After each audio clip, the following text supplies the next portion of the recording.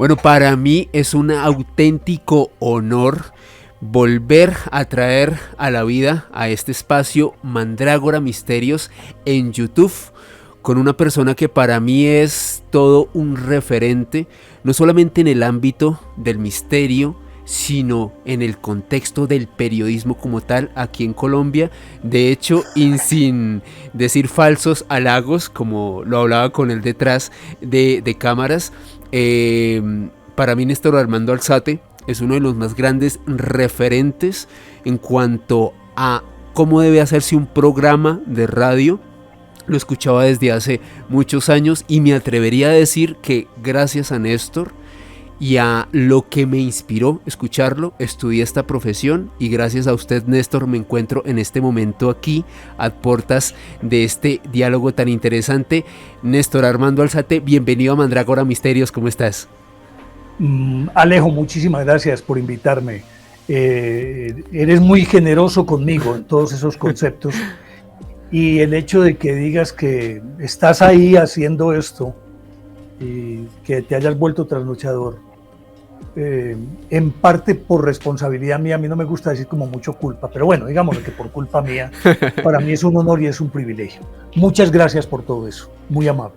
No, maestro Néstor, para nada, el honor es mío. Para darle un contexto rápido a las personas, Néstor Armando Alzate, periodista, docente universitario, escritor, pero creo, siempre he pensado, Néstor, que el mejor ejercicio a la hora de introducir a una persona, a un público, es que ella misma se presente. Néstor, ¿quién eres tú? ¿Qué has hecho? ¿A qué te dedicas? Me gustaría que le dieras un contexto, sobre todo porque algo muy importante, sobre todo para la gente que es muy joven, Néstor, y esto también lo hablábamos detrás de cámaras, este tipo de medios nuevos y alternativos los consumen sobre todo personas que quizás no tuvieron la fortuna de escuchar tu trabajo en Caracol Radio, la que hoy en día es mi casa radial. Tuviste un programa llamado Noche Buenos Días durante 20 años, 2 décadas de conocimiento, de curiosidad, de misterio, lo que muchos oyentes de tu programa denominábamos como la universidad en la radio.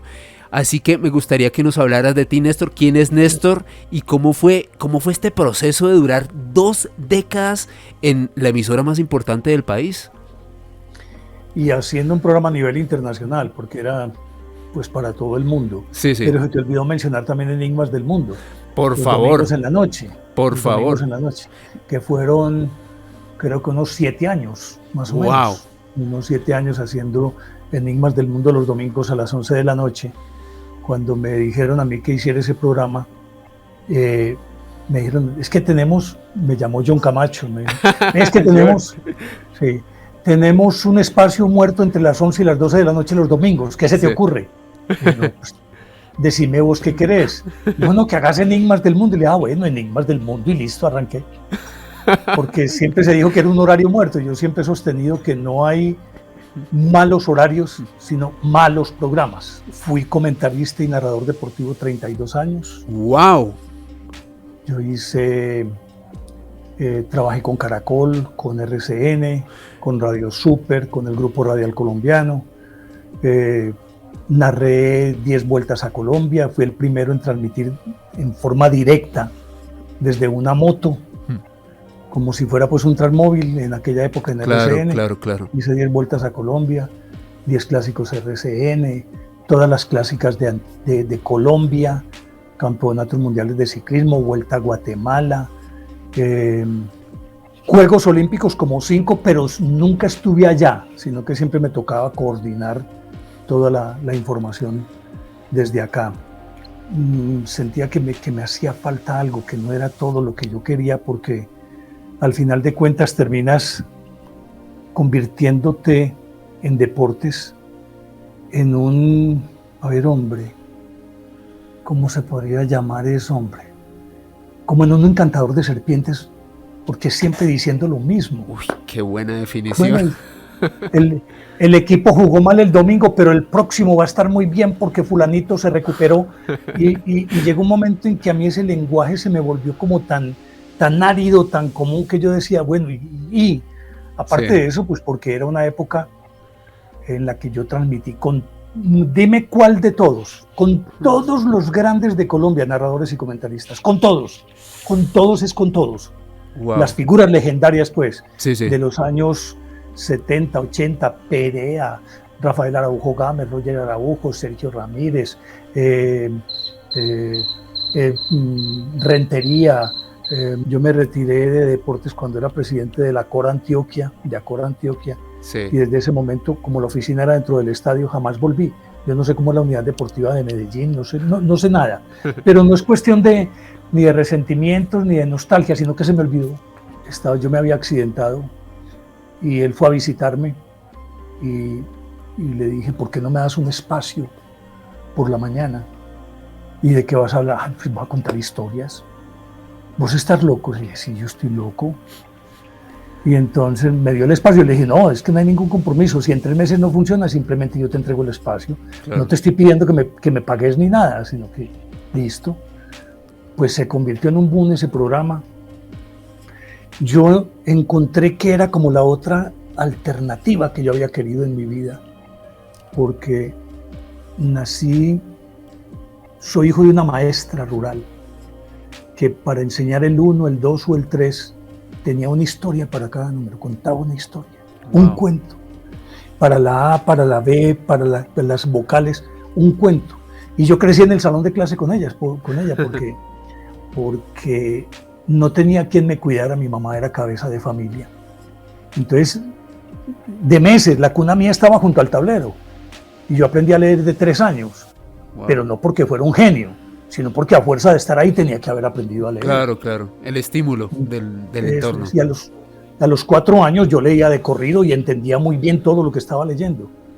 Y fue como mi pasión, me encaminé por ahí, por leer y leer. Yo pasaba por una calle y veía un periódico en el piso y yo tenía que detenerme a leer qué decía ese periódico. Y de ahí como que me surgió esa vena y cuando encontré esta oportunidad, yo dije, no, es por aquí. Seguí trabajando en deportes muchos años más, pero ya diversificando mi actividad por otro lado, haciendo otro tipo de programas. El tema que nos convoca esta noche y que te comentaba también en los mensajes con los cuales cuadramos el diálogo que estamos sosteniendo en este momento, es algo que yo quise denominar como 2022 en los albores de una nueva era. Y a mí esta idea me surgió, Néstor, debido a un video que publicaste recientemente en tu canal de YouTube. A propósito, el enlace para acceder a este canal lo encuentran aquí abajo en la descripción de este video. Gracias. Para todas las personas, para que por favor se suscriban a ver contenido de calidad. No solamente periodismo de misterio, periodismo con P mayúscula, de la mano del maestro Néstor Armando Alzate, su nuevo canal llamado Ilógico.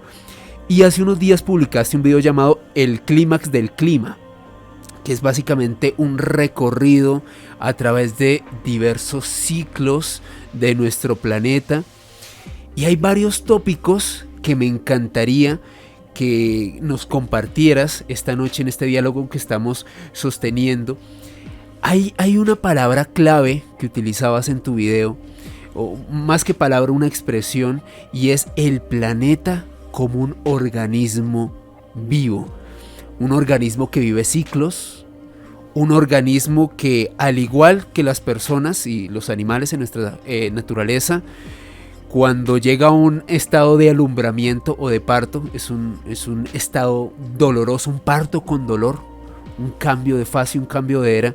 La pregunta que te quería hacer, Néstor, es, teniendo en cuenta pues todo esto que comentabas en tu video, ¿qué etapa de estos cambios, de estos ciclos que lleva afrontando nuestro mundo estamos viviendo en este 2022? Imagínate que hace un rato, no sé por qué, mi señora estaba viendo unos videos de YouTube y de pronto se le saltó un video ahí y yo dije, ¿qué pasó aquí? Y te digo que me dejó ese documental, me dejó con el alma estrujada, con el corazón estrujado. Estaba hablando de Kiribati, la pequeña república que está entre Nueva Zelanda y Australia. en esa cadena de islitas, es un atolón, ni siquiera es una isla, es una tira larga. Sí, sí, sí. Y se lo está tragando el mar, se lo está devorando de una manera tan impresionante que en una semana lo que era playa ya es un lago y van y sacan piedras del mar y van tratando de formar unos espolones, pero no espolones contra el mar, sino yo utilizo este término para que se pueda entender, a guisa de muro de protección para poder que no les entre el agua a las casas. Un país, a juzgar por lo que vi, muy pobre, supremamente pobre, Kiribati. Y estaba hablando de una ciudad de Tarawa, se llama Tarawa la ciudad. Es un pueblito. Sí. Y obviamente que todos son de origen polinesio, melanesio, los de por allá. Y resulta que todos viven con el corazón en vilo. Los ensayos mostraban, por ejemplo, una maestra, bueno, vamos a hablar del cambio climático. Y todos los niños decían, tenemos pánico porque el mar va a acabar con nuestro hogar. Traigo esta colación porque es lo que estamos viviendo, un cambio climático que, si bien es cierto, en el orden natural se da por ciclos, como le explicaba en el clímax del clima, no menos cierto es que ahora ese proceso se ha acelerado y de una manera muy, muy evidente, demasiado evidente y demasiado rápida, porque no solamente es que sube el nivel del mar, sino lo que genera ese organismo vivo. Entonces, cuando hablaba yo de que el planeta es un organismo vivo, todo en su conjunto es un organismo vivo. Pero como hablaba también de las células, que son seres que por su especialización se han unido a otros seres para formar una simbiosis y con ella construir organismos complejos. Eso es el planeta. El océano es en sí mismo y de manera independiente es un organismo vivo. La atmósfera es un organismo vivo. Si te sientas y ves, yo vivo afortunadamente en el campo y aunque no tengo alma de agricultor ni de jardinero, pero sí de pronto meto la mano y siembro un vegetalito ahí, de pronto al mes yo veo que me florece y aparece una flor hermosa y digo, si eso no está vivo, entonces dime que está vivo. La tierra está viva porque ella con sus nutrientes, con las lombrices que procesan toda la tierra, con los fosfatos, con todo lo que allí se acumulan, los microbios que se convierten en generadores de vida que van a través de la raíz a la savia. Si cada uno de esos no es un organismo vivo en sí mismo, pero no es un organismo complejo, sumadas todas esas fuerzas, entonces no hay nada vivo. Por lo tanto, lo que está sucediendo en este momento es una interacción que nos hace recordar aquel dicho, creo que no sé si es de Lao Tse o de Confucio, puede ser de alguno de ellos, no lo recuerdo. El aleteo de una mariposa en China genera un tsunami en California. Estoy traspolando o parafraseando, lo mejor dicho. Sí. Entonces, cualquier cosa que se haga, por mínima que sea, desequilibra todo el planeta. Porque cuando a ti te da una fiebre, es porque hay un desequilibrio en el organismo. Una célula que se vuelva desobediente desorganiza todo el organismo. Si tuviéramos una conciencia real de quiénes somos, de qué jugamos en este partido y en qué cancha estamos jugando, tengo la certeza de que seríamos mucho más responsables. Sabemos, y perdóname que me extienda, no hay problema, pero Néstor. Entendemos que si somos un organismo superior, se supone que así se denomina, Sí.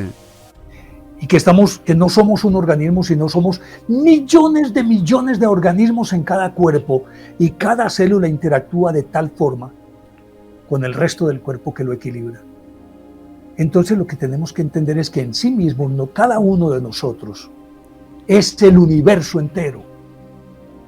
Yo no sé si te has leído a Germán Hesse el libro Siddhartha. Sí, hermosísima obra. Al final del libro él describe cómo somos el resumen, la suma de todo el universo, y empieza pasando de caras por caras y pasa por peces y pasa por todo para decir, hey, tú eres el universo y eres responsable de este universo.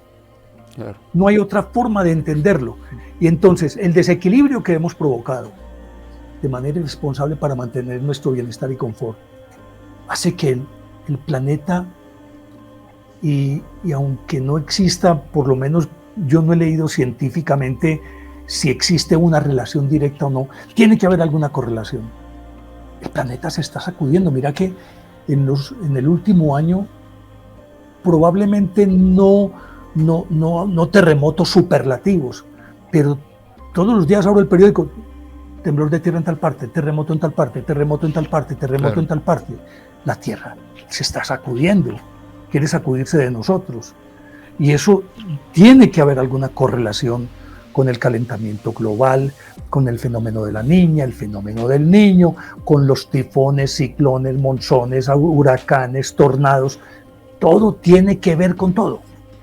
No estamos en una época de cambio, estamos en un cambio de época.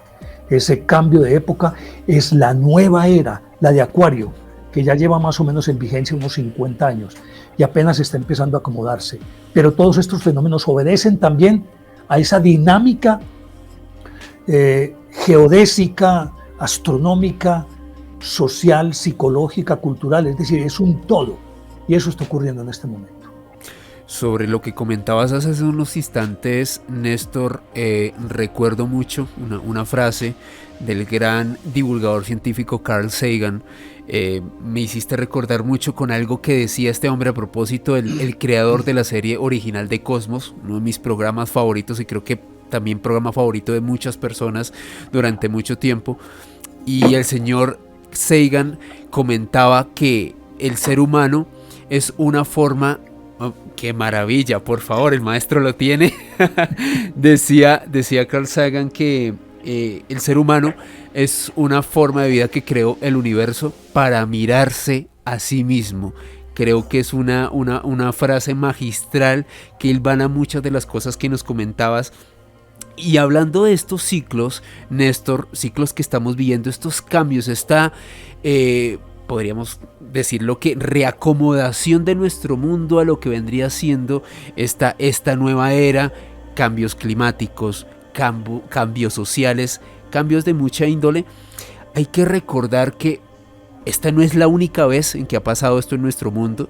De hecho, para todas las personas que gustamos de leer de historia, nos hemos dado cuenta que a lo largo de miles y miles y miles de años han ocurrido muchos cataclismos, han ocurrido muchos cambios. Por ejemplo, ciclos de glaciaciones que aproximadamente tendrían una duración entre 150 millones de años aprox. Y quizás el más reciente, Néstor, o al menos documentado hasta nuestros días, fue un periodo de mini glaciaciones, como denominan los expertos, que ocurrió entre 1450 y 1850. ¿Qué nos puedes comentar al respecto, Néstor? Mira, la pequeña era glaciar se llamó eso, en efecto, de 1450 a 1850. Y aquellos grandes periodos cíclicos de las glaciaciones. Resulta que la dinámica del planeta, que se dan, por ejemplo, eventos como esos, como esa pequeña era glaciar, sí, que entre otras cosas fue terrible por una razón, porque en sí misma pues enfrió el planeta, pero aparte de eso apresuró cambios demográficos, geográficos, culturales, políticos. Si miras la historia entre 1450 y 1850, te darás cuenta que transcurrió lo mejor y lo peor de la humanidad. De la humanidad desde en la época moderna, que era que se llamaba esa. La época moderna, la contemporánea viene posteriormente. Bueno, en fin, no me voy aquí a devanar los sesos por eso. Pero surgieron los imperios más grandes, exceptuando pues la antigua Roma y Egipto y todas estas culturas mesopotámicas. Pero ocurrieron muchísimas cosas. En ese periodo se consolidaron las ciudades-estados y se consolidaron y empezaron a desaparecer los feudos y empezó a tomar fuerza la burguesía, que era de esos comerciantes que acampaban. Yo lo tengo ahí en uno de mis contenidos también, no sé si en YouTube o lo tengo en el podcast de Spotify, que, no, es en la precisión de los equinoccios, en los contenidos de YouTube, que al acampar alrededor de los castillos terminaron por convertirse en magnates, Sí. y en prestamistas de los reyes. Y todo eso ocurrió justamente en ese periodo, que había demasiado frío, produjo muchas hambrunas, hubo varias epidemias bravas, por lo tanto fueron determinantes. Todo esto nos indica que sin la intervención del hombre, el mundo mismo cambia, y cambia de tanto en tanto. Se habla de una última gran glaciación, pero pequeña a escala cósmica y astronómica, que fue hace unos 12.000 años, cuando, según pues los relatos, pudo haber ocurrido aquello del diluvio universal. Sí. Aunque lo sitúan más acá, ya se sabe más o menos que pudo haber sido en esa época. Y mira que cuando salió de ahí, surgió la agricultura de manera sistemática. Se organizó el hombre como un ente sedentario, y de ahí surgieron los emplazamientos humanos, primero una tribu pequeña, luego una tribu protegida por una empalizada, luego una tribu más grande, la tribu se convierte en ciudad. Todo eso ocurrió al influjo del clima. Todo en la historia de la humanidad está determinado por el clima, aunque uno dijera, bueno, ¿qué relación podría tener? Por donde lo mire, si del clima depende el ciclo de las cosechas, y del ciclo de las cosechas depende la paz. Para empezar, es por ahí. Entonces, lo que está ocurriendo, o después de esa pequeña era glaciar, y lo que está ocurriendo ahora, es justamente eso. No de otra manera se podría entender, aparte de las causas políticas y religiosas. La riada de emigrantes y de refugiados que en este momento circulan por todo el mundo es por hambre y por falta de agua, porque no tienen comida. Si no hay agua, no hay comida. Claro. Entonces, por eso digo, se interdependen en todo. Entonces, el clima es el que de una manera u otra influye para que aparezcan distintos fenómenos, inclusive las epidemias, los virus, las bacterias, Claro. las plagas, todo depende del clima. Y en este momento estamos enfrentados a eso justamente, y todavía no ha llegado la peor parte, apenas está empezando. Néstor, ¿y qué papel jugó el hombre acelerando este ciclo de cambio? Digamos, si nos situamos históricamente a partir de lo que fue la revolución industrial del siglo XIX, se comienza a utilizar el petróleo, las grandes migraciones se produjeron en ese momento de las personas que trabajaban en el campo, trabajaban en la tierra y vivían con sus familias en estas zonas rurales, a irse a trabajar en fábricas, a habitar en urbes. La vida cambió totalmente. ¿Qué papel jugó el hombre? El hombre que tuvo que abandonar los campos a irse a la ciudad, y qué efectos estamos viviendo hoy en día de esta transformación. Lo retomo desde la pequeña era glaciar, 1850, ¿cierto? Sí. Ya para entonces la revolución industrial estaba instalada. Exactamente. O sea que ya ese siervo que trabajaba para los terratenientes, que era una característica del feudalismo, se convirtió en proletario, en obrero. Ese siervo se convirtió en obrero.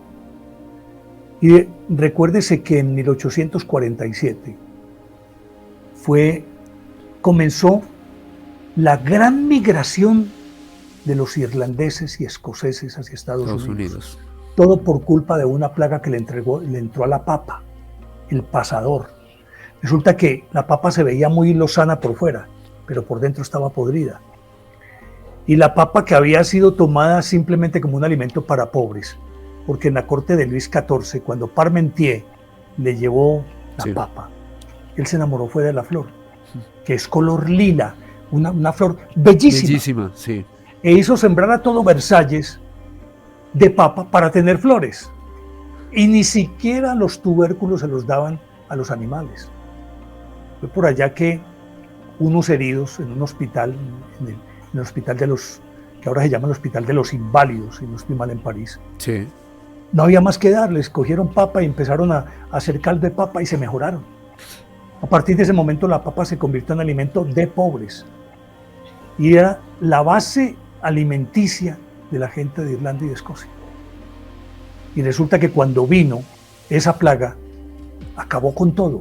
La hambruna fue impresionante y ahí fue cuando arrancó toda esa cantidad de gentes de Europa. Todos los que empiecen el apellido por MC son irlandeses o escoceses. McIntyre, McWiley, MC, todos vienen de allá y llegaron a Estados Unidos justamente por culpa de esa hambruna. Y naturalmente que aquellos que salieron del campo y llegaron a las ciudades, unas condiciones deplorables, se convirtieron en obreros mal pagados. Ahí nació el proletariado, justamente ahí nació el proletariado. Pero quienes ya sustentaban su riqueza en la tenencia de los medios de producción. Hasta ese momento la riqueza se sustentaba en la agricultura. Quien tuviera tierra era un magnate. Era magnate, sí, claro.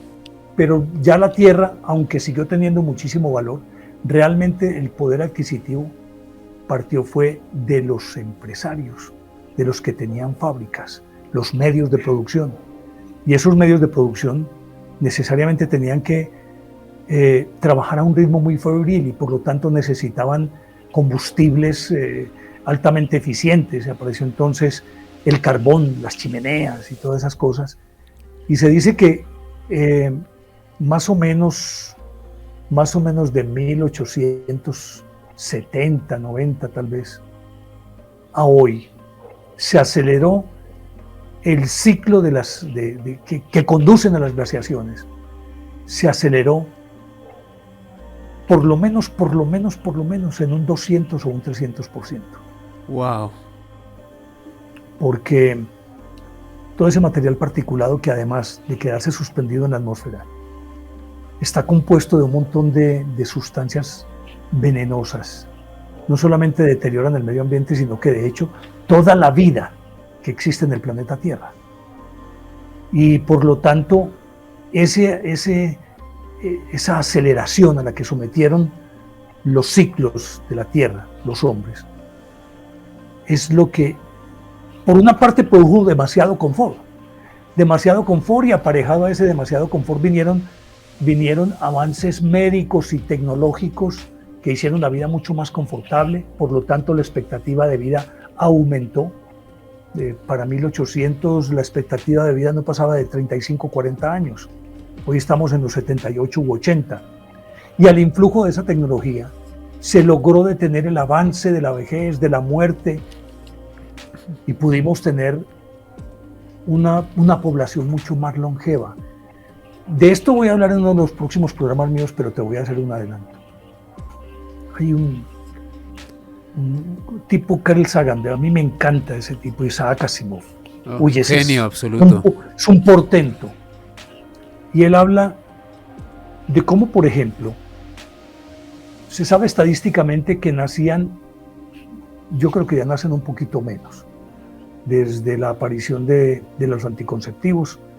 Decreció en unas partes pero aumentó en otras, porque no sé si sabes que la libido o la libido, cualquiera de las dos formas es correcta, se aumenta con el hambre. Por eso la gente pobre, la gente que no tiene comida, tiene muchos hijos, porque la libido en este caso actúa como un auxiliar. Está diciéndole: tienes hambre, por lo tanto te deterioras muy fácilmente, pero hay que garantizar la perpetuación de la especie. Entonces, la fertilidad, cuando hay hambre, aumenta, paradójicamente. Entonces, en los países ricos, ves que la tasa de población es una tasa de población que uno dice, bueno, se envejeció Europa, sí, sí. No hay niños. En Estados Unidos también, al parecer, como que ha decrecido el aumento de la población. Pero en los países donde no hay nada, aumenta en una tasa descomunal. Pero es justamente por eso. Entonces, dadas esas circunstancias, dice Isaac Asimov, que anualmente, en el momento en que escribió ese ensayo, un ensayo bellísimo, que de él voy a hablar también, nacían 120 millones de personas, pero morían 80. Había siempre un excedente de 40 millones. Sí. Pero con los avances tecnológicos, médicos y demás, ahora solamente de esos 80 millones que morían, mueren 40. Luego hay un excedente de 80 millones más. Por lo tanto, así las cosas, es de prever que vamos hacia una situación que va a ser absolutamente inmanejable desde toda perspectiva. Y por eso el hombre, en todas las formas habidas y por haber, ha deteriorado el planeta. Porque a mayor cantidad de alimentos, de personas, mayor cantidad de alimentos tiene que haber. En fin, pero eso es un avance que tengo para uno de los programas de más adelante. No, qué honor, Néstor. Muchas gracias por adelantarnos eso. De hecho, sobre lo que estabas comentando, aquí tengo una información súper actualizada. La voy a leer a continuación. Dice lo siguiente: según la Oficina del Censo de Estados Unidos, la población mundial para el año 2021 tuvo un aumento de 74 millones de personas, lo que representa una tasa de crecimiento del 0.9 respecto al año anterior. Para el año 2022, es decir, este presente año, se calcula que ocurran 4.3 nacimientos y 2 muertes cada segundo, además de una población mundial de 7.800 millones de personas el primer día del año nuevo, o sea, el 1 de enero de este 2022 teníamos aproximadamente 7.800 millones de personas. Sobre esto me surge una duda, Néstor, y era algo que de hecho hablábamos en otros espacios con el periodista español Juan Jesús Vallejo, con quien a propósito comparto espacio en Caracol Radio. Y es en la medida en que la tecnología avance, se van a perder muchos puestos de trabajo. De hecho, te cuento, Néstor, pues veía yo hace unas semanas conversando con un periodista español, Miguel Pedrero, sobre todo este tipo de cambios que están sucediendo de manera relativamente similar a lo que estoy conversando contigo. Y le comentaba sobre un artículo que fue publicado a mediados del año 2020, Néstor.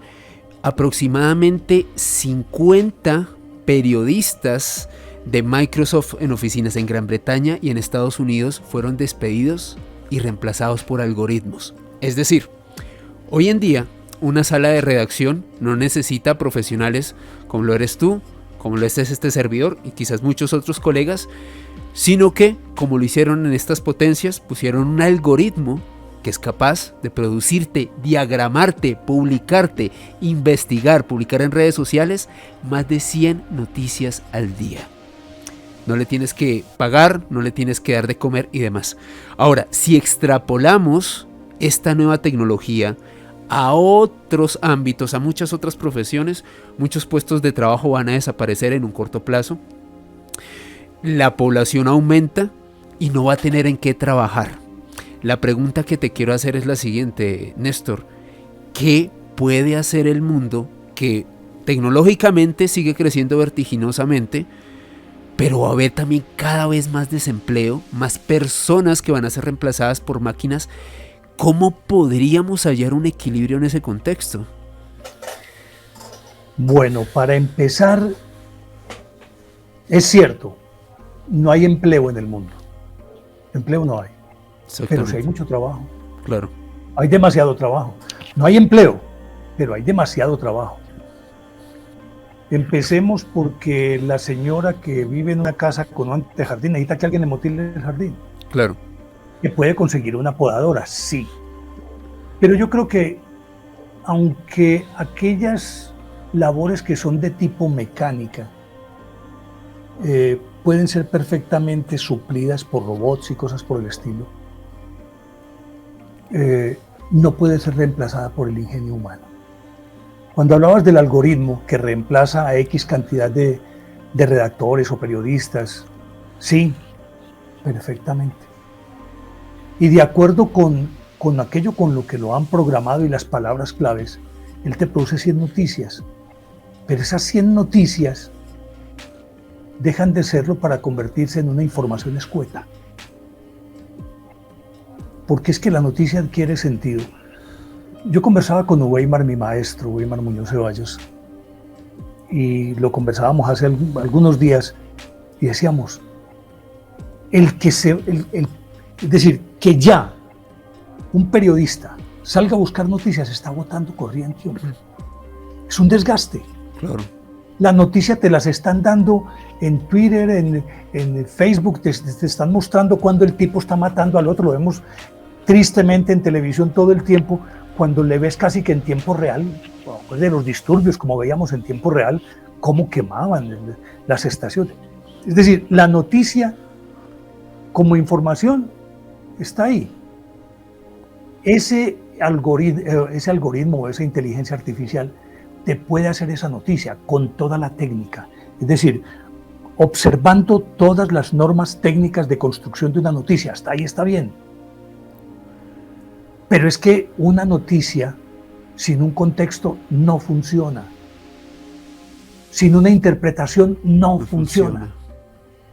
Entonces, ya el periodismo no es ir a buscar noticias.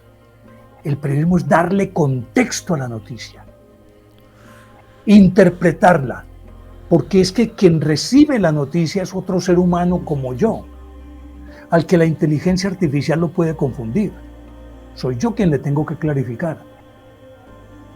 De hecho, yo he intentado dictarle aquí a mi computador y resulta que él no me entiende. Y yo digo una palabra X y él me escribe otra. Es que no entiende, es una máquina. Claro. Pero ¿cómo le haces entender, por ejemplo? Lo voy a poner así de una manera bien, a ver, que prosaica o coloquial, como quieras verlo. Si yo te digo a ti la palabra perro, ¿qué se te viene a la cabeza inmediatamente? Un cuadrúpedo, un animal peludo, cuadrúpedo que ladra, mamífero. Pero resulta que perro es el hot dog, ese mamífero, es un tipo que es muy mujeriego, es un tipo que juega muy bien billar, es un tipo que es un perro, pues, es decir, desde el punto de vista peyorativo, pues, por eso ese humano es un perro.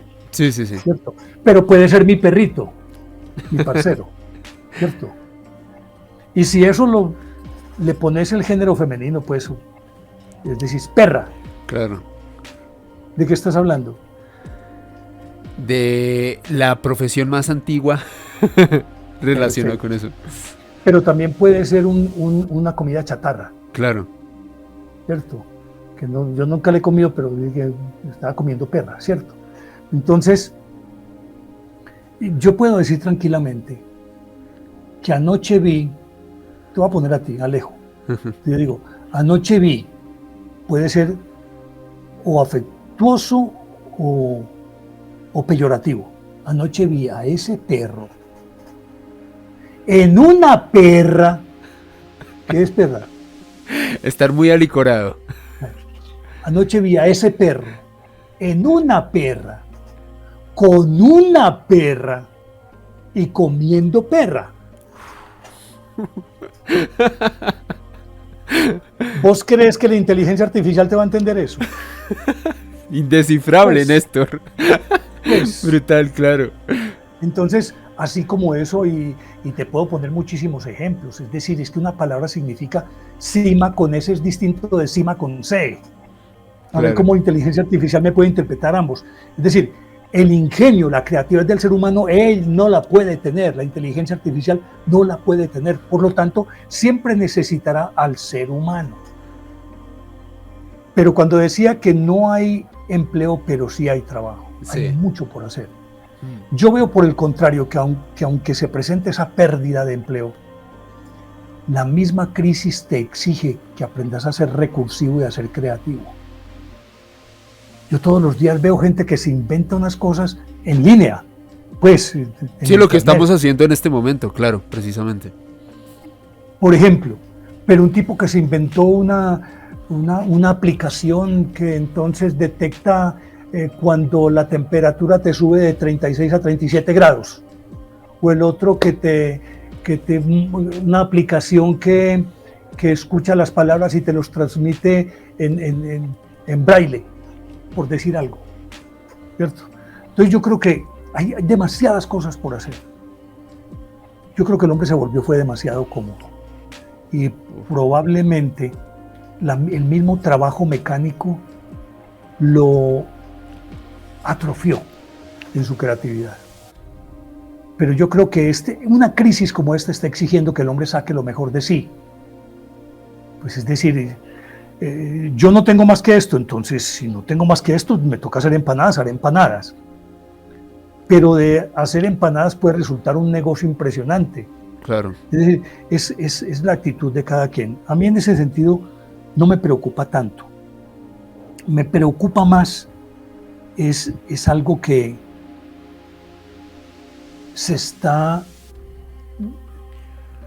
que está cambiando, pero yo diría que se está pervirtiendo, es la educación.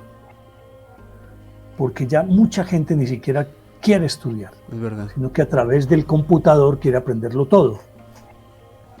Y un niño de 5 o 6 años en este momento tiene más información, claro, que toda la que en su vida pudo haber acumulado Leonardo da Vinci, pero no tiene la misma inteligencia. Exacto, ni la misma creatividad, ¿cierto? Es cierto. Eso es. Entonces, se está pervirtiendo la educación. Y al pervertirse la educación, hay un desequilibrio porque no se adquiere la objetividad para equilibrar los conceptos, las opiniones, sino que está sesgada de entrada. Entonces me preocupa mucho la educación, y sobre todo una educación basada en la comodidad simplemente de fórmulas y Google. Pues no le veo ni pies ni cabezas.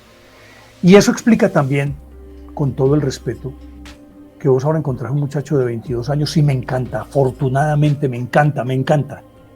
No solamente sea profesional en un área, sino que ya tenga por lo menos un posgrado, un magíster o no sé cuántas especializaciones tiene. Y si es así, el mundo ya se salvó. El problema es cómo están adquiriendo esos grados. Exacto. Cómo están adquiriendo esos títulos. Todos los días no vemos tal político falsificó su título, el otro lo acusaron de plagio. ¿Por qué? Porque se convirtieron en comodones y entonces sí, llegan a los 25 años y tienen 10 títulos. Pero una cosa es tener el título y otra cosa es cómo aplico o qué conocimiento tengo para aplicar. Es decir, no es el título, sino a ver qué es lo que sabes. Vamos a la vida real, siéntate y hazlo. Como cuando estudias comunicación social o periodismo. Totalmente. La teoría es maravillosa. Claro. Yo tuve una vez un profesor con el que peleé y por eso me retiré y nunca más volví a la universidad. Y no quise terminar, porque él se empeñaba en que para cubrir un accidente de tránsito o una bomba que detonó, dice que había que escribir un libreto. Y pero vos estás loco, hombre. Hombre, pero por amor de Dios, ¿cómo me vas a decir a mí que tengo que escribir un libreto? Pero por favor, es ya aquí y ahora. Claro. Y ese ya aquí y ahora es el que condiciona a esta gente joven, que sin ninguna experiencia llegan a unos puestos de manejo altísimo y que a la hora de la verdad no tienen la experiencia para decir, esto debe ser así. Tienen la teoría muy bonita. ¿Y qué más? Entonces yo creo que a mí me preocupa más es ese aspecto de la educación. Y creo que la educación se debería centrar mucho más en carreras técnicas. Falta gente que tenga una técnica, no que tenga un título. Porque el técnico ejecuta, opera. Claro. El otro no, el otro diseña, concibe, escribe, pero nada más. Qué pena, yo hablo mucho. No, Néstor, no hay problema. Yo feliz sobre eso. Sobre lo que comentabas, recordé algo que relatabas mucho en Noche Buenos Días con el otro gran maestro Juan Manuel Serna. Un abrazo para Juan Manuel si logra ver esto en algún momento. Yo le diré. Y era lo... Uy, por favor, Néstor. Sí. Y un Yo abrazo. se lo diré. Y un abrazo para él. Algo que ustedes siempre hablaban de la sociedad de los idiotas útiles, algo que sucedió después de la Primera Guerra Mundial en Alemania. Mucha gente supremamente preparada, pero que al final y al cabo, perdón lo que voy a decir, perdón la expresión, no sabía hacer un carajo. Y llegó un momento en que como que la sociedad se desbalanceó porque, a ver, necesitamos gente que ejecute, gente que haga cosas prácticas, pero pues nada, había gente muy preparada que no era capaz de asumir esos retos y me parece muy interesante porque también fue una época de cambio, una época en la que todo cambió y el pueblo, en este caso en Alemania, en Europa, tuvo que acomodarse a una nueva realidad como lo estamos haciendo ahora nosotros, acomodándonos a un nuevo paradigma, a nuevas cosas que están por venir. Sobre eso, Néstor, quería adentrar en otro ámbito de todo este cambio de lo que hemos estado hablando, porque es el leitmotiv de este video. Y aparte de estas transformaciones climáticas, sociales y tecnológicas de las cuales hemos repasado a vuelo de pájaro, porque si profundizáramos podríamos hablar muchas más horas, pero la idea es dar como un panorama general. A mí algo que me parece muy curioso, Néstor, y es que para mayo del año 2020, una de esas reuniones importantes que se hacen en el mundo para hablar de economía, el foro de Davos, donde se reúnen muchos expertos economistas, gente de mucho poder en el mundo, hablaron de algo que se denomina el gran reinicio de la economía. De acuerdo al foro de Davos, hay que resetear el capitalismo. O sea, si ustedes buscan en Google se darán cuenta que no estoy mintiendo. La gran conclusión de esta reunión de sabios, de expertos en la economía a nivel mundial, es que había que resetear, en efecto, el sistema actual económico, el capitalismo, para poner la naturaleza en el corazón del nuevo sistema y establecer un nuevo contrato social, lo estoy leyendo a propósito, para honrar la dignidad de cada ser humano, o sea, como una vuelta a sus orígenes, a esa naturaleza. Ahora, en medio de todo esto, que como te estoy hablando, ese gran cambio económico incluso que plantean estos expertos, aparecen personajes como Nouriel Roubini, al cual muchos lo llaman el Doctor Desastre, uno de los economistas más importantes del mundo, profesor de la Universidad de Nueva York, un tipo que predijo con bastante antelación la crisis económica de 2008 y quien dijo que recientemente están todos los ingredientes para que en esta década en la que estamos viviendo se desate una crisis económica que dejaría en pañales a la Gran Depresión del 29 del siglo pasado. ¿Qué opinas al respecto, Néstor, de estos cambios económicos también que parece que se están suscitando en esta llegada de esta nueva era?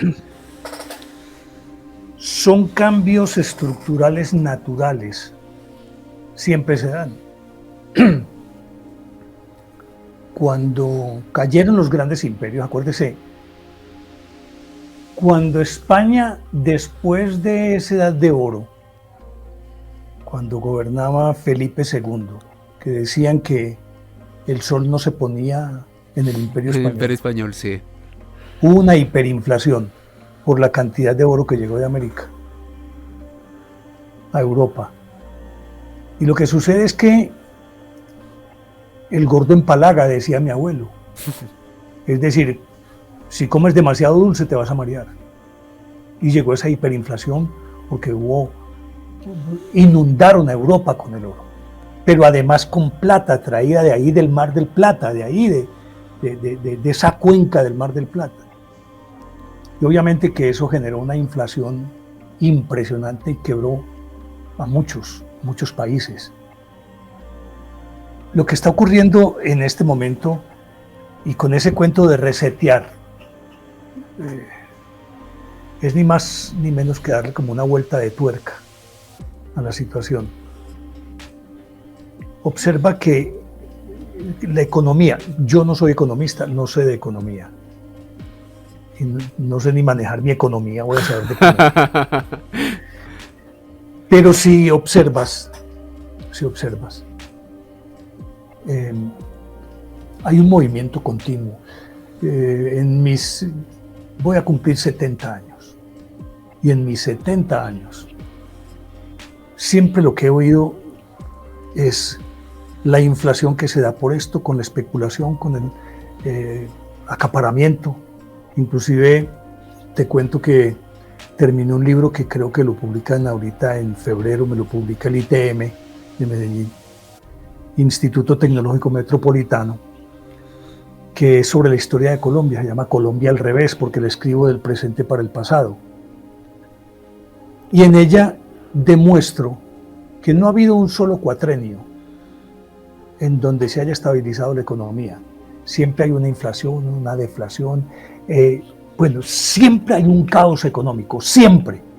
Y el libro lo escribo del fin del mandato de Andrés Pastrana hasta la muerte de Manuel Antonio San Clemente, hasta el comienzo de la Guerra de los 1000 días. Sí, sí. Y cada periodo, siempre hay un proceso inflacionario, siempre hay una crisis de empleo. Aún en la época de la danza de los millones, que fue en la presidencia de Pedro Ospina, Sí. de 1922 a 1926, que pagaron la indemnización por el rapto de Panamá, los 25 millones de dólares, que eran un cojonal de plata. Claro. Se dedicaron a hacer obras públicas. Y llegó un momento de desempleo impresionante, porque las ratas de siempre, la carroña de siempre, las hienas de siempre, se robaron la plata. Ese es otro cuento. Que es que ahora son muy corruptos. Ve, hombre, en ese libro te demuestro que hay corrupción en cada gobierno, corrupción y corrupción y corrupción. Y se roban los recursos públicos, eso es una costumbre. Sí. Eso ya forma parte de nuestra identidad nacional, hombre. Idiosincrasia, lamentablemente. Tristemente. Sí. Entonces, ese cuento de la economía la podemos llevar a una escala mundial. Es exactamente lo mismo.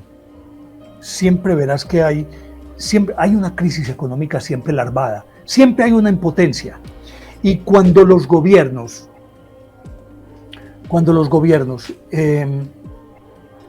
o cuando los detractores de un gobierno quieren tumbarlo, siempre hablan de una crisis económica.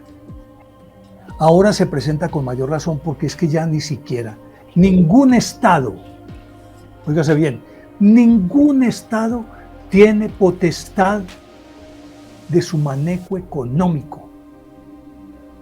El señor Obama luchó 8 años para tratar de convertir en ley ese proyecto de salud pública que se llamó el Obamacare, ¿cierto? Sí, el Obamacare. Nunca lo pudo hacer. ¿Por qué? Porque es que ya los gobiernos, los estados ya no funcionan como funcionaban. Los estados ya no son autónomos. Hay unas cosas que llaman los supraestados. Supraestados, sí. Que son las grandes empresas que manejan a los gobiernos. Multinacionales. O me vas a decir que Facebook no maneja el mundo. Totalmente. O Microsoft. Microsoft no maneja el mundo. Claro. Es decir, a ver si va donde el presidente de Estados Unidos y el presidente de Estados Unidos le va a decir que no le permite una licencia o que no puede operar a Microsoft en Estados Unidos. Tendrá sí. Cómo decírselo. Es decir, ya no son regulados los estados por sus connacionales, es decir, por la gente del país, por sus especialistas. Están condicionados por las tendencias económicas del mundo. Esa cuestión de resetear la economía y que volver a poner a la naturaleza, ya no la podrás volver a poner, hombre. Si acabaste con ella, ¿cómo la vas a poner en el centro? Podés mitigar los efectos. Sí. Pero aún después de esa reunión de Davos, que se comprometieron a no permitir el aumento de más de 1,5 grados de temperatura en el planeta en los próximos 100 años. Y siguen, mira, China, con lo que sigue liberando, no podés ir a Pekín. Mira Ciudad del Cabo, mira el Cairo. Pues sigue exactamente lo mismo. Ahora, ¿qué es resetear la economía? Solamente te la voy a dejar así como ahí para reflexionar un poquito. Bitcoin. ¿Qué es un Bitcoin? ¿Has tenido alguna vez una en tu mano? Criptomonedas, eso te iba a decir. ¿Has visto alguna vez, has tenido una vez alguna en tu mano? Nunca. Es que te estoy adelantando un montón de cosas que voy a hablar en mi programa, pero no importa, me place compartirlo contigo. La economía en el mundo ya no es algo que pueda ser compartimentalizada, como dirían ahora los especialistas, es decir, que cada país tiene su... No. De hecho, las fronteras fueron rebasadas hace mucho tiempo. Claro. ¿En cuántos países paga Amazon impuestos? ¿En algún país paga? Supongo que en Estados Unidos. Sí. Ahí están diciendo que Elon Musk va a tener que pagar 11.000 millones de dólares. Sí, pero sí. es que la compañía de él es una compañía que, si bien es cierto, tiene influencia orbital, Claro. no menos cierto es que trabaja en un campo demasiado especializado que se concentra ahí en Estados Unidos. Claro, claro. Pero Amazon, Mercado Libre y todos los demás trascendieron la frontera. Las fronteras ya no Ya existen. no existen, es cierto. Los estados es decir, como entes jurídicos administrativos existen. Pero el concepto de nación es el que no les han podido quitar, porque el concepto de estado ya desapareció. De hecho, esto es muy paulatino, pero ahí se van dando cuenta. Antes cada país era autónomo para administrar sus leyes y su justicia. Ahora no. Ahora la Comisión Interamericana, o como se llama, el Tribunal Interamericano de Justicia, sí. le ordena a cada país lo que tiene que hacer. Pero ¿cómo así? Al margen de que justicia es justicia y que en muchos casos tienen la razón. ¿Cómo el vecino mío va a venir a mandar aquí a mi casa, por amor de Dios? Claro. Y ellos ya mandan en todas partes. Algunos casos son justos, pero es que ya ahora escucha uno, perdón, que cualquier político tiene un problema. Me voy a quejar a la Comisión Interamericana de Justicia o de Defensa, como se llame. Cuando era algo que era de la justicia nuestra. No, es que tengo que ir allá porque... Pero por amor de Dios. Entonces ya ese concepto de Estado desapareció. Y por lo tanto la economía, que es la fundamentación de cualquier Estado, ha desaparecido como la conocemos. Ya eso no será posible. No será posible. Y están pensando en resetear, pero así dando un salto. Yo recuerdo que hasta hace poquito había una publicidad de un banco que decía que no sea, que aparecía un tipo como si fuera un cavernícola y que no sea guau. ¿Cómo era que decía? Guau, es decir, que porque todavía compraban con efectivo. Sí, con moneda fiat, lo que denominan moneda fiat. Eso es, entonces, y entonces que ya no, porque que estás pasado de moda. Le adelanto esto, antes de 10 años desaparece el papel moneda en el mundo. Desaparecerá. Y lo peor de todo es que todo eso es una ilusión. Un billete, póngale la denominación que quiera, de 50.000 pesos, no es más que un papel. Exactamente. Sin ningún respaldo. Un papel que cuando lo mandas a imprimir vale menos que una moneda de 200 pesos. Totalmente. Es más caro acuñar una moneda que imprimir un billete. Y un billete que vos decís de 50.000 pesos. Se lo pongo en estos términos. Vos tenés un billete de 50. Entonces yo te digo, préstame esos 50.000 pesos. O te vendo un libro por 50.000 pesos. Me das los 50.000 pesos. Yo con ese libro voy y pago las verduras. El señor de las verduras con ese mismo billete le paga al proveedor. El proveedor va a la estación de gasolina y echa gasolina con ese billete. El dependiente de la gasolinera le devuelve X plata al camionero que va para Maicao. Y resulta que ese billete que amaneció en mi bolsillo o en tu bolsillo anochece en Maicao. ¿cuántos servicios compró de aquí a Maicao por valor de 50.000 pesos cada vez que pasó de mano a mano? Muchísimos. Dependiendo de la velocidad con la que pase de mano a Mano, claro. Entonces podrá comprar un billete de 50. Servicios o bienes por valor de 2, 3, 4 millones de pesos. Sí, tranquilamente. Porque cada vez que pase de una mano a otra, compró un servicio o un bien por valor de 50.000 pesos. Y es un papel. O sea que es una ilusión. Por eso dicen, no, es que el dinero es una ilusión. Es una ilusión. A vos te consignan en tu cuenta, ¿cierto? Entonces te consignaron tu sueldo. Te va a poner un sueldo bajito. 10 millones de pesos. Entonces, te los consignaron, ¿cierto? Y te aparece en tu móvil que te fueron consignados 10 millones de pesos. Y mañana entonces vos tenés que pagar el arrendamiento de tu apartamento. Pagar de ahí. Vos viste la transacción, es decir, vos cogiste la plata y la sacaste de aquí y se la entregaste al señor, vea, física. ¿Cierto que no? No. Pasó de aquí a aquí, no la viste. Cifras. Y de pronto llegas y miras. Un trasteo de cifras. Y de pronto miras y se ve, ya no me quedan sino 500.000 pesos en mi cuenta. Y cuando me gasté yo todo esto, te gastaste, ¿qué, hombre? ¿Viste pasar alguna vez plata por dónde? Eso no existe. Ningún banco tiene plata, excepto una cifra irrisoria para manejar el cash que llaman, pues. Sí, el efectivo. El efectivo. De pronto es una cifra que no, comparativamente no tiene relevancia, sino que es un número y ese número te habilita para que reciba otro número, y ese número a otro número, y otro número, y ¿por dónde va esa plata? ¿Dónde está? Yo no la veo. ¿Qué? ¿Dónde está? Muéstrenme la plata.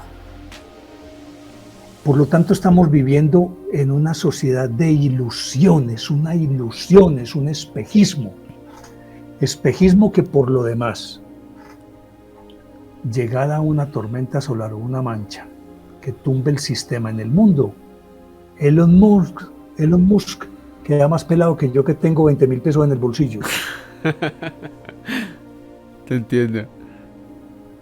A ver, ¿qué tenía? ¿Dónde está? ¿Por qué la fiebre del oro ahora? ¿Por qué crees?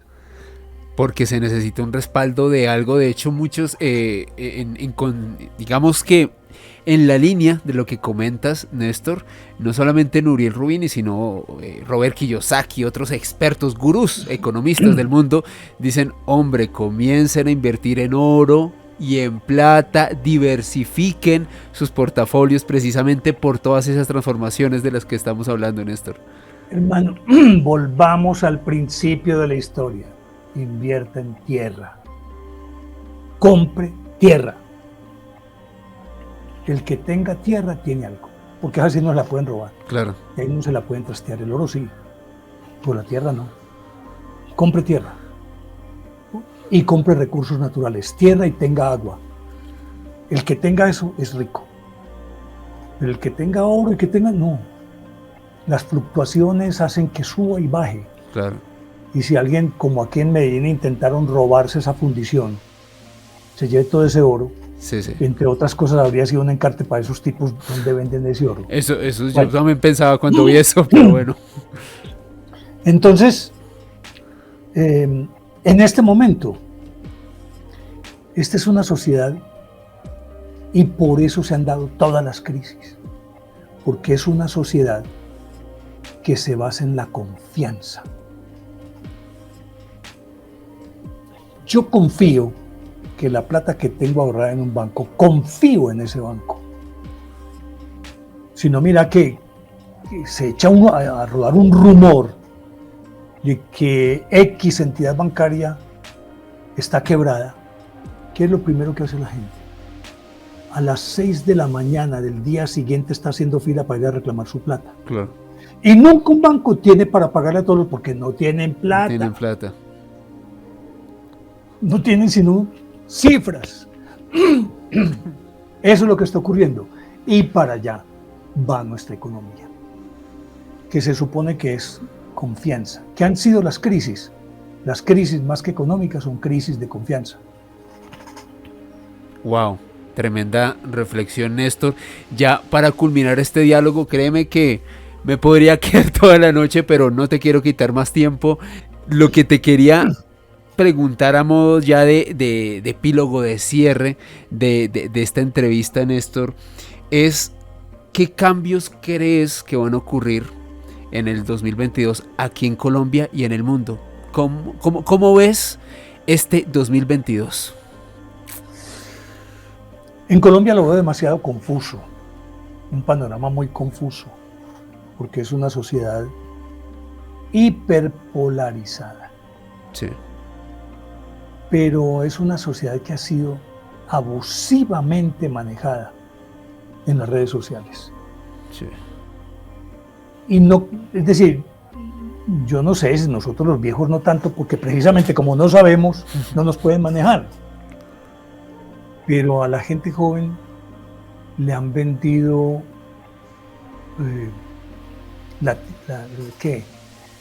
la isla del arcipreste Juan de Ita, pues, es decir, el mundo feliz de Aldous Huxley. Aldous Huxley. Sí. La utopía de Tomás Moro, pues. Pero a mí lo que me da tristeza es que, por lo que te decía de esa crisis de la educación y el afán de adquirir un título, así sea comprándolo, hace que no se tenga una personalidad afirmada en conceptos basados en educación, sino que es una personalidad que va al influjo de las olas. No hay nada más. Hombre, no me gusta hablar de esto porque con seguridad que lo que voy a decir a muchos va a molestar. Y por eso yo te decía que a mí no me gusta exponer mis puntos de vista personales, es decir, sí, ni mis convicciones religiosas, ni políticas, ni deportivas, por ejemplo, porque todo eso siempre genera un problema. Sí, es cierto. Pero Facundo Cabral decía que el mundo está lleno de pendejos y que los pendejos son muy peligrosos. Amén, totalmente de acuerdo. Le preguntaron que por qué, dice, porque eran los que elegían presidente. Entonces, esta manipulación que se está dando, y ojo, estoy hablando de manipulación en todas las direcciones. Estoy hablando de manipulación en todo el espectro político, todos. Sí. Todos manipulan, todos manipulan. Porque como Colombia se convirtió en un país de empresas electoreras, aquí no hay pensamiento, aquí no hay ideología. Yo lo digo en el libro mío, no hay ideología. Y entonces encontrás como 10 partidos. Y los 10 partidos preguntan que yo sí voy a defender, que yo sí que la transparencia y que yo no sé qué, y que soy de centro y que yo soy de centro izquierda y de centro derecha. Y sabes una cosa, al final de cuentas todos son liberales y conservadores. Simplemente con otro disfraz, otra vestimenta. Que se ponen otra etiqueta para conseguir votos. Sí, es verdad.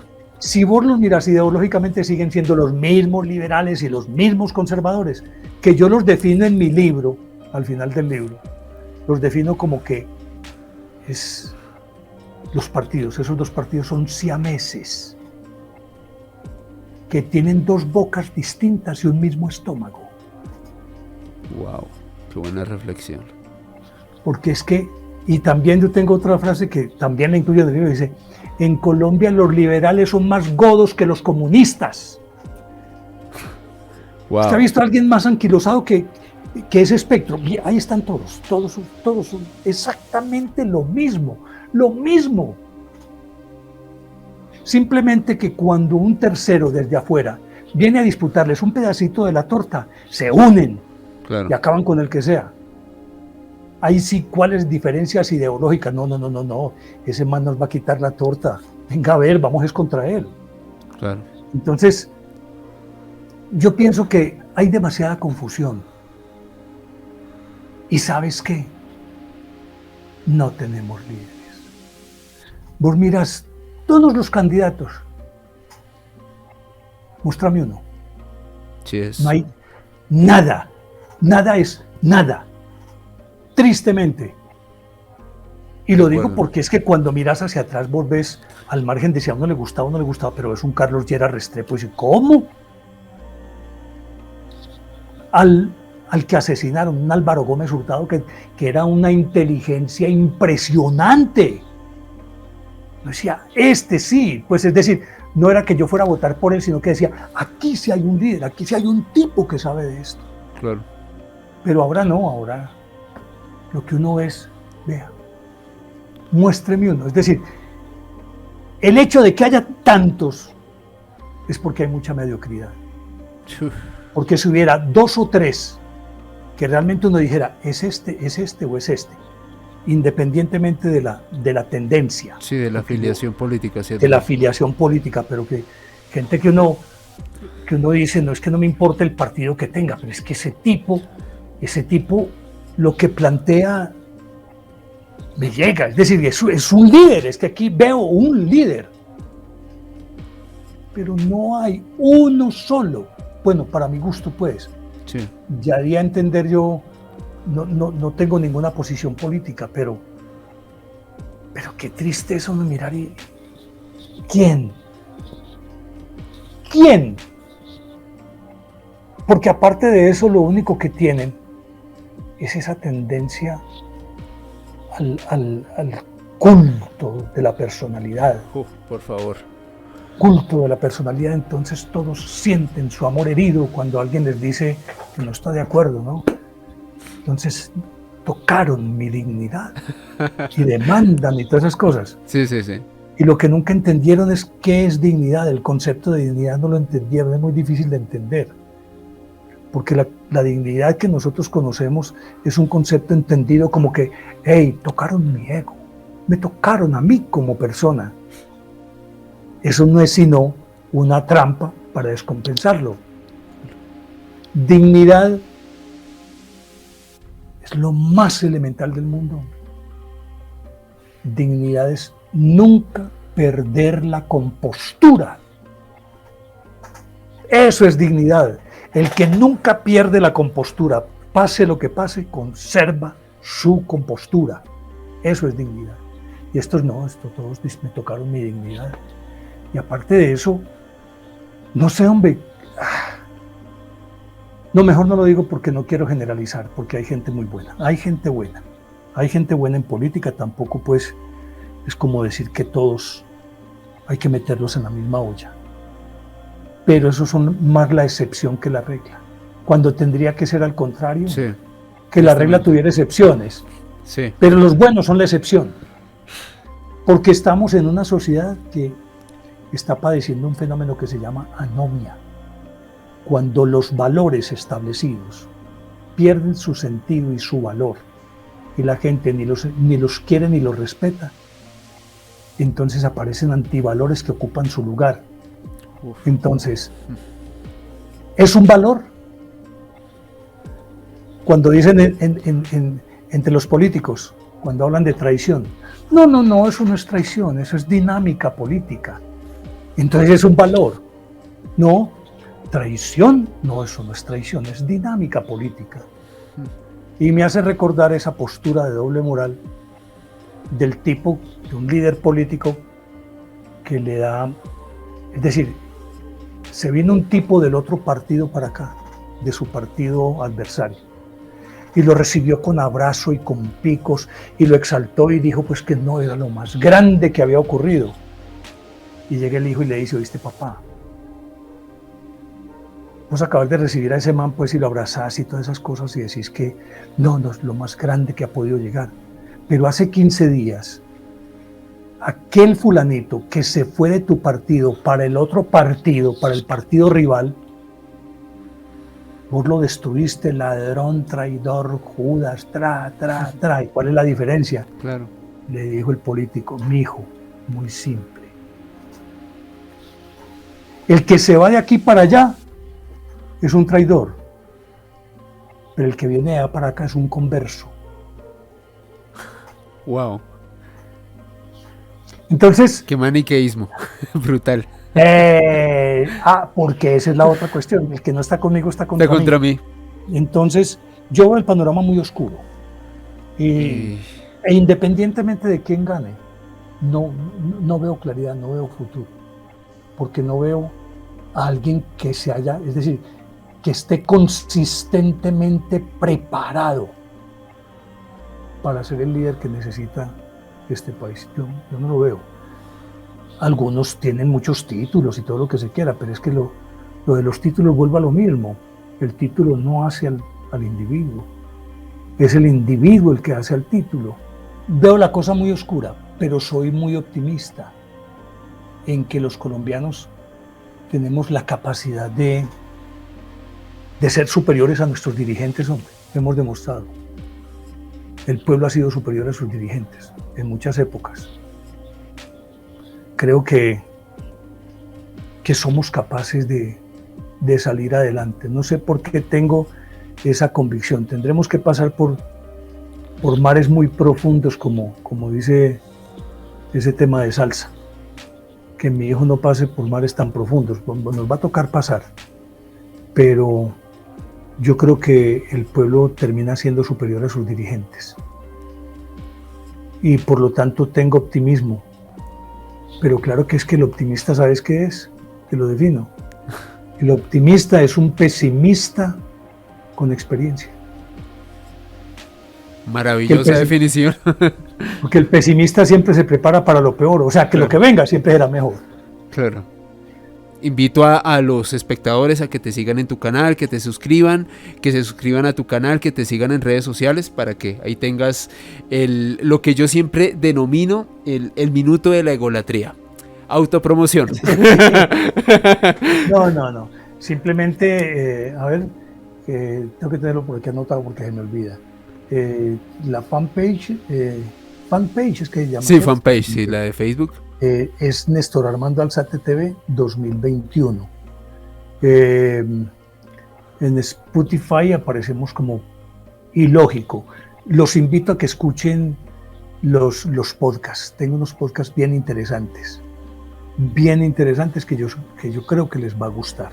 Acabo de hacer 2 sobre las pirámides, particularmente la pirámide de Keops. Qué maravilla. Y ahí aventuro una teoría. Vayan, escúchenlo. Bueno, en Ilógico, un podcast, en Spotify. En Twitter aparecemos como Ilógico Producciones. No estoy muy activo ahí porque yo sé que es más política y otra cosa. Si no te metas ahí, no te metas ahí. No, además, yo pues meter mi mano en un estanque de pirañas, no. No. Yo no me lanzo a un charco lleno de pirañas. No tiene 5 riesgos. Bueno, en Instagram estamos como Néstor Armando Alzate TV 2021. En Facebook aparecemos como Ilógico. Si les gustan los contenidos que yo hago, lo mismo que los de Alejo, dennos me gusta y activen la campanita para que reciban notificaciones. Y muchas gracias por la invitación.